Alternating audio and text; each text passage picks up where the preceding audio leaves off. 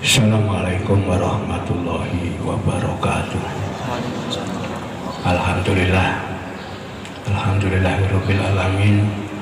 Wassalatu wassalamu ala asrofil anbiya'i wal mursalin sayyidina wa maulana Muhammadin wa ala alihi wa ashabihi ajma'in. Amma ba'd. Pada yang kami hormati pimpinan PJNU Kabupaten Kediri beserta Banom dan lembaga ya, pimpinan Ma'arif Bergudung, LDNU, Ansor, sahabat-sahabat Ansor, ya, Muslimat, ya, dan Fatayat mungkin yang ada, dan khusus ada Takmir Masjid Agung An-Nur Pari, ya, dan tidak lupa Mas Wajah Center.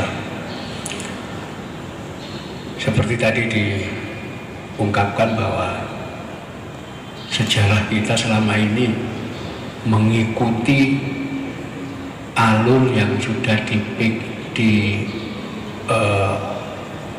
diajarkan di sekolah-sekolah.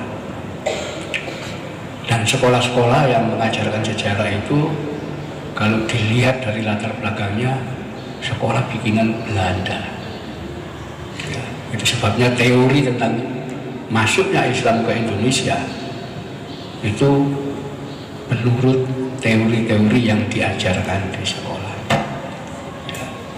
Yang saya ingat awal sekali ketika belajar sejarah, ya, kita diberitahu Islam itu datang dari Gujarat, saudagar-saudagar Islam dari Gujarat, ya.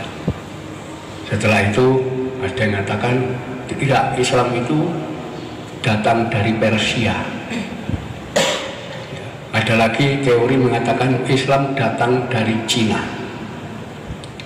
Bahkan belakangan muncul Islam datang langsung dari Jazirah Arabia, ya, teori-teori itu. Nah, kita sebagai pelajar di sekolah mengikuti aja teori-teori itu, ya. Tapi ketika kita dengan cara kritis mempertanyakan benar tidak teori-teori itu, ya. Pertama tentang Islam dari Gujarat. Gujarat itu mulai zaman kuno sampai sekarang itu pusat Hindu radikal, belum pernah jadi pusat Islam sampai sekarang. Terus dari mana Islam bisa berkembang dari wilayah Hindu radikal? Ya, itu nggak bisa dijelaskan itu. Ya. Kemudian yang kedua, pengaruh dari Persia, ya. Dari Persia memang ada, ya. Kenapa? Persia itu sejak zaman kuno sudah punya jalur perdagangan ke Cina, ke Tiongkok, lewat lautan di Indonesia, ya, lewat Selat Malaka dan seterusnya. Dan itu pengaruh Persia itu lebih banyak di wilayah Aceh, Sumatera sampai Semenanjung Malaya dan seterusnya, ya, itu ada, tapi bukan satu-satunya dan yang pertama, ya. Dari Cina, ya, ada juga, ya. Memang Cina itu dalam sejarah Muslim Cina itulah pertama kali yang menghuni wilayah Sumatera dan Jawa. Ternyata ketika orang Jawa belum Islam, Cina sudah Islam lebih dulu. Tapi mana yang lebih dulu? Ya. Dari mana Islam masuk ke Nusantara? Ya.